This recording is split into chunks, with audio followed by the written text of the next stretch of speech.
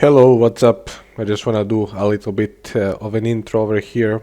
One of my favorite things to do is yapping about games, movies, series, and books, any kind of media that has an interesting story to tell.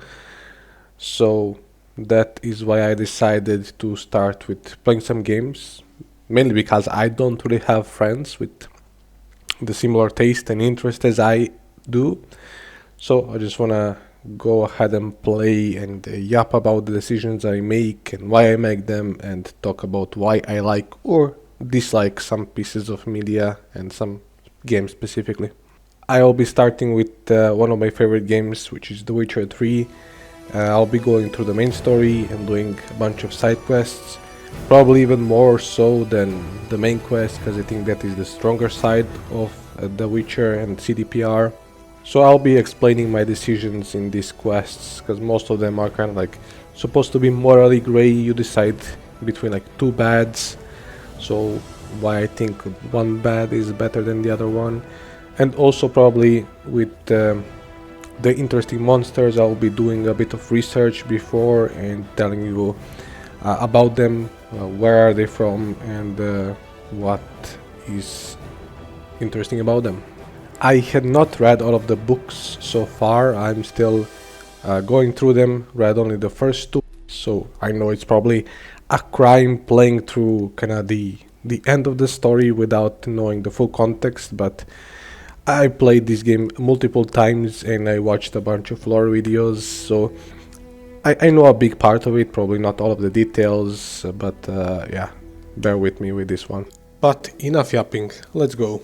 We start our journey in one of the best places we can start.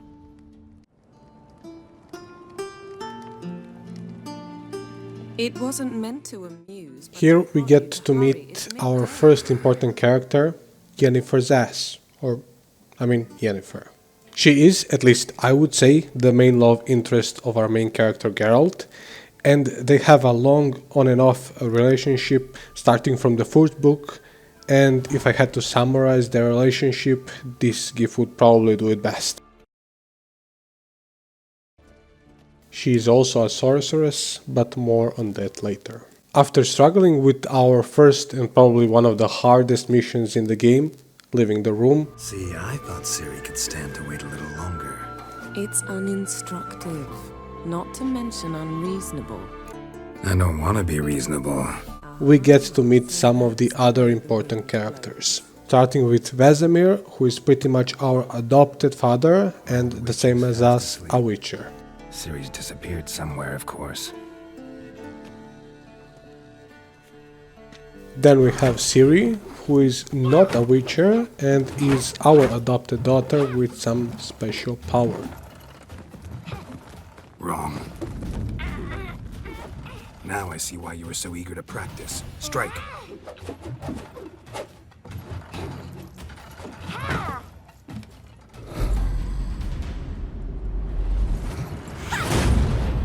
And we also have our big bats of this game.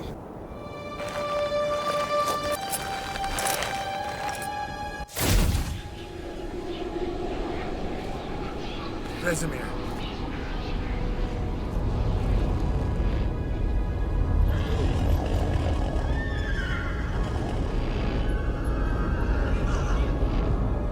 I've long awaited this, and you, White Wolf. No!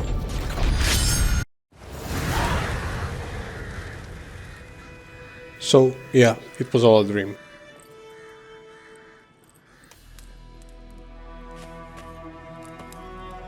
And after telling our father about our past sexual adventures, What's this postscript? I still have the unicorn? Stuffed unicorn. Used it once or twice. In certain situations. The things young folk get up to these days. Back on topic. we learn where we are right now. We must meet soon. Willoughby near Vizima.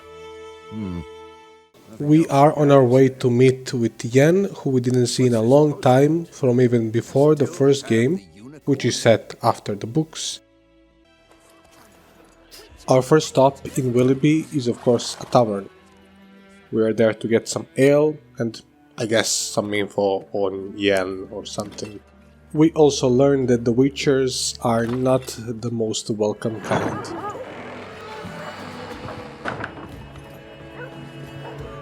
What? Witches?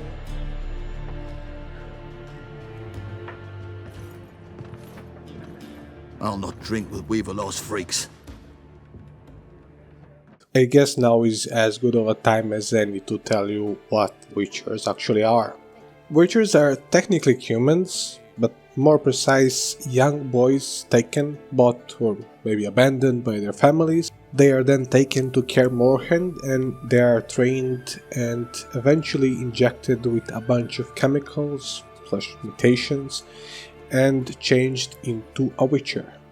This gives them a lot of positives, like longer lives, strength, access to some basic magic, and the ability to tolerate some chemicals used in their potions that are normally deadly or at least have some negative effects when drank by humans. But, like with everything else, there are some negatives. The biggest one being the trial of grasses itself. This process of mutating into a Witcher, a very small percentage of kids actually survive it. And even when they do, they lose the ability to have kids. But these mutations make them perfect creatures for hunting monsters, and that's what they normally specialize in. Anyway, going back to asking about Yen. So, Gwent. I will probably not be going too deep into Gwent, but it's basically a full card game inside of a game.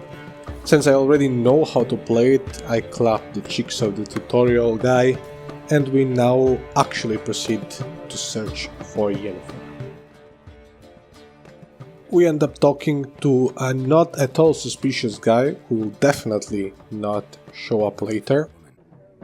What do you do? Who are you? A mangy vagrant. Gone to Rodim, at your service. Vagrant. That a profession now? Once a merchant of mirrors. The madding crowd dubbed me Master Mirror, or the Man of Glass. And he points us to the Nilfgaardian camp close to the place where we are.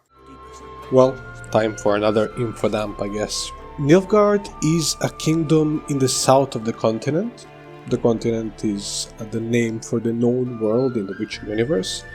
And they are the biggest and most powerful kingdom known for being stuck up, and they're all black drip. They are also often called the Blacks in the game. For some time now, they have been conquering lands to the north of them and had made it to the river over here, called Pontar.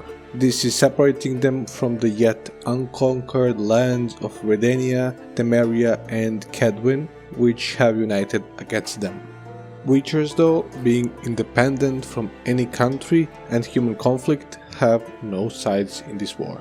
But before going to see the Blacks, we get ambushed by 3 peasants. Not really sure what they thought here, fist fighting a freak of nature, but yeah, the fight ends up just as you would expect.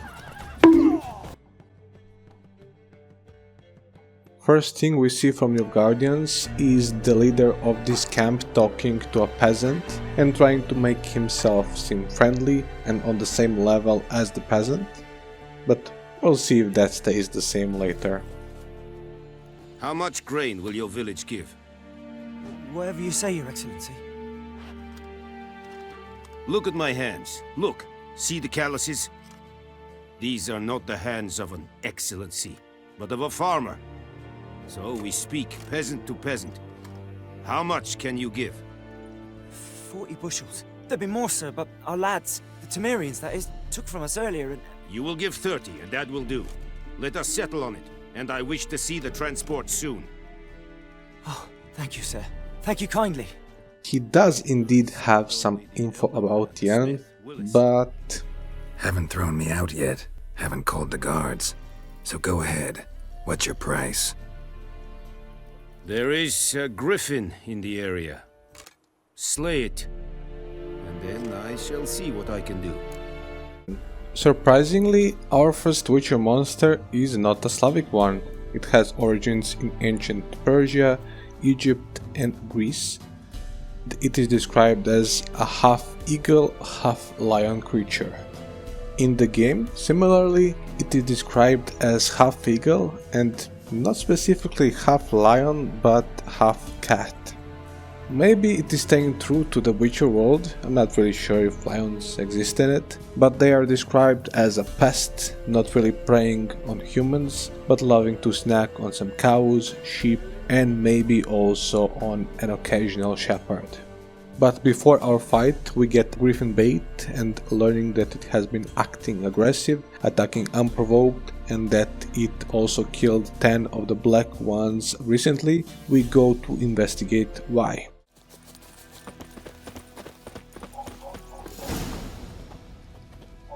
'Twas here. One lay there, by the stump, headless. The other hung from a branch, guts splayed, stretching down to... Watch out for yourself now. Finding where the fight took place, we find a bunch of dead bodies, and a bloody path leading up the hill. There we find the reason why the beast has been aggressive.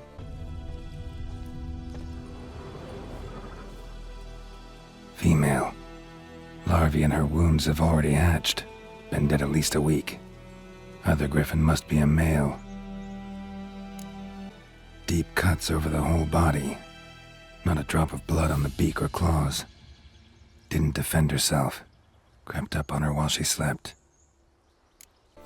This is a quest that very well represents what The Witcher is all about. Sometimes humans are bigger monsters than the actual monsters. The pair of griffins were doing no harm until the soldiers decided to kill the female one, and now, us being a witcher, we gotta deal with the mess and end its suffering. After doing all we can to prepare for the battle, we set the bait and wait.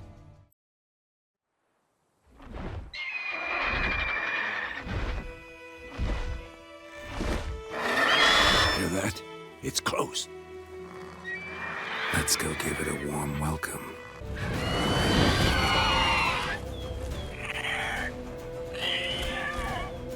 Watch out! I remember fighting the griffin the first time and struggling a bit with it. The Witcher 3 combat can be a bit rough around the edges and generally not considered the best part of the game, but once you get used to it, especially the 2 dodges thing, it's pretty decent. This time though, we don't have much trouble dealing with it. It's also not my favorite monster, but it's still a cool one to fight.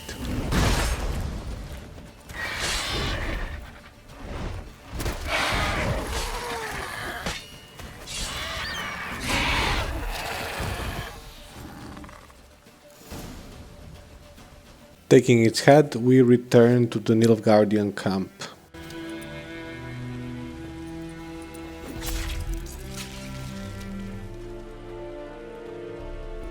What the hell is this?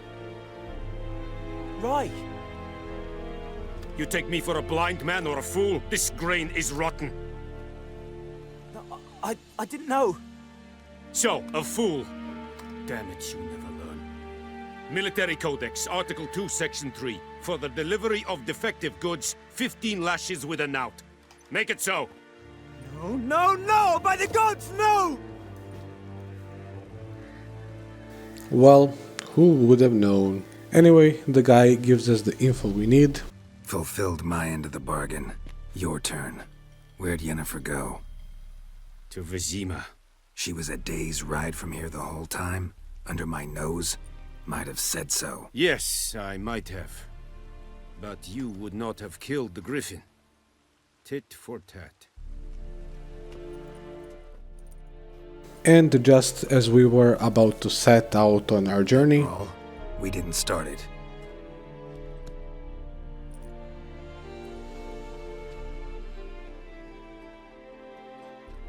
Excuses, excuses. You've not changed a bit.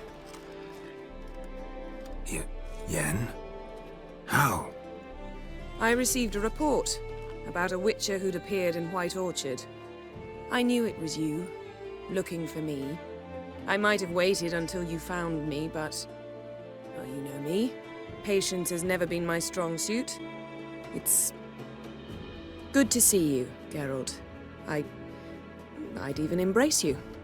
Were you not covered in blood? Sorry. Wasn't expecting to see you. To be honest, this isn't at all how I imagined we'd meet. How did you imagine it? You didn't imagine you'd have a Nilfgaardian escort. Don't get me wrong, Yennefer. I'm glad to see you. But I do think you owe us an explanation. And I shall provide it. In Vizima. Ready your horses. You see, someone awaits you in Vizima. Someone who doesn't like to be kept waiting. Okay, we still do end up going to Vizima. The Emperor of Nilgard himself wants to see us, and who are we to say no? After them thirsting over each other, as always... We can talk here. Some charming orchards nearby. In bloom even, so you almost can't smell the corpses. A tempting proposition. we are on our way.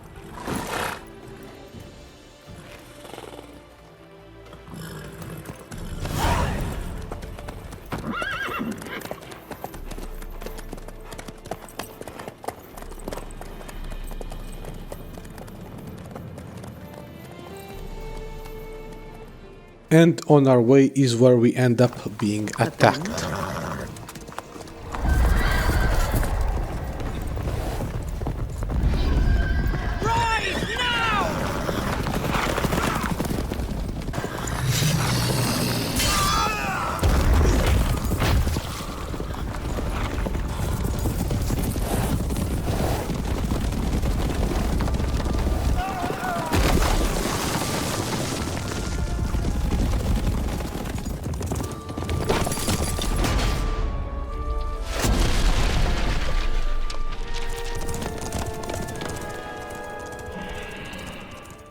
Luckily, we managed to get away and end up in Vizima.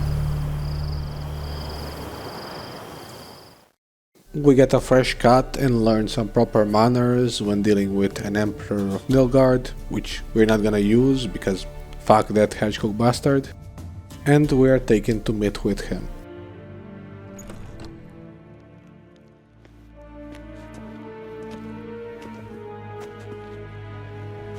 Grimi eb art ketzer. Daifen aden in karn eb marvut. Emir var emreis. Bow.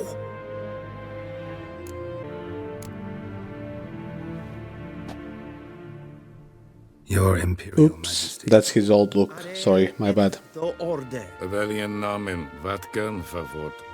Take it you didn't summon me to reminisce about the good old days, so... Silence. My daughter Cirilla, she's returned. And she's in danger.